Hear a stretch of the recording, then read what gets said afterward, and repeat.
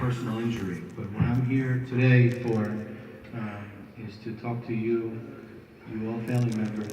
Altaf introduced me to the community some time ago, and I felt a very strong bond to the community and to what's going on in general with the Trump administration. I was at JFK. Thank you. I was at JFK a few weeks ago when Donald Trump put in the ban against certain countries. That ban has since been rescinded, and unfortunately, he's going to put in a new ban next week. So the times are very difficult, and unfortunately, what he's doing is targeting, no matter how he says it, he's targeting the Muslim faith and people from Muslim countries. So it's very, very important for everybody here and your families and communities to be prepared should Donald Trump execute certain of his policies.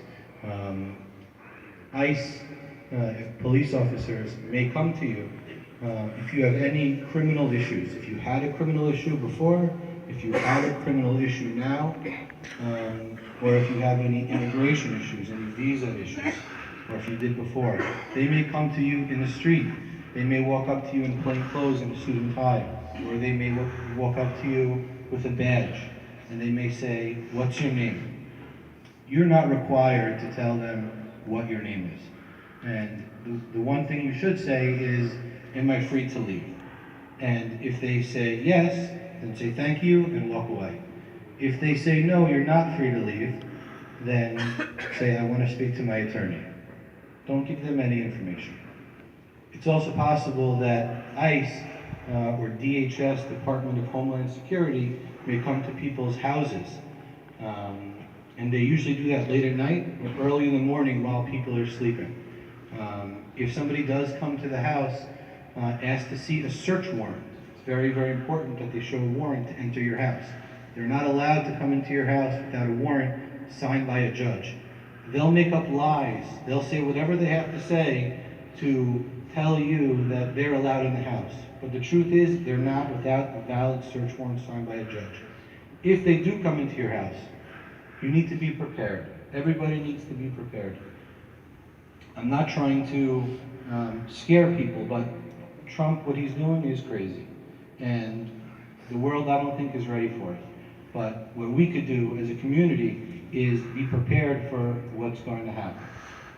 If people do come into your house, it's very, very important to have a lockbox or a safe.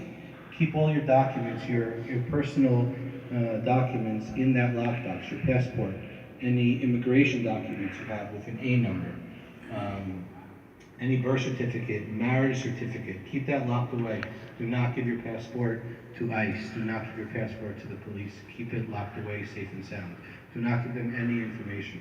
It's also very, very important for somebody within your home, if somebody does come to your home, to write everything down.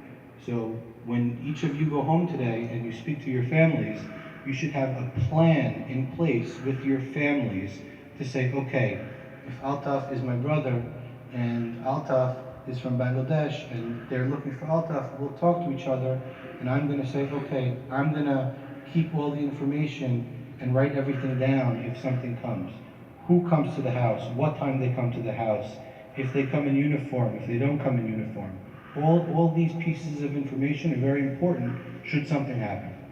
It's also very important that if somebody is detained, if somebody is taken, and if there are children in the house, to make sure that the children are not left alone. So it's important to speak to family members or community members to make sure that if you are detained or you are locked up, if there is an issue, that the children are not left alone. Make sure that you have a plan in place.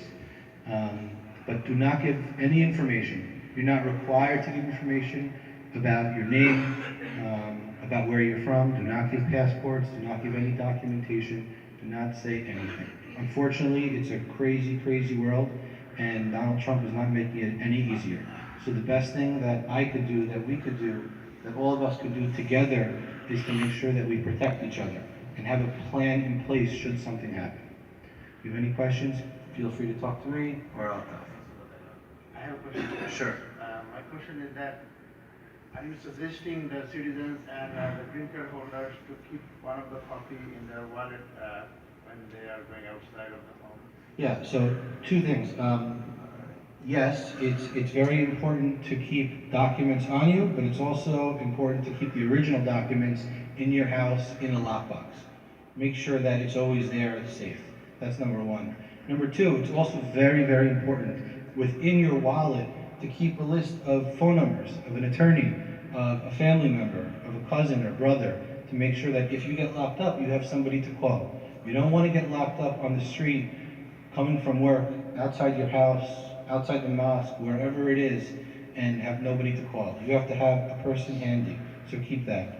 In terms of JFK, Altaf mentioned, is a very, very important issue. Traveling outside the country right now is not something that I would suggest. It's very dangerous. If you need to go outside the country, then that's something you could talk about, or you should talk about, really think about. But don't leave the country if you don't have to. Don't get involved or speak to immigration or police if you don't have to. Right now, the best thing to do is to be prepared and to stay quiet. The less thing you say, the better. Okay?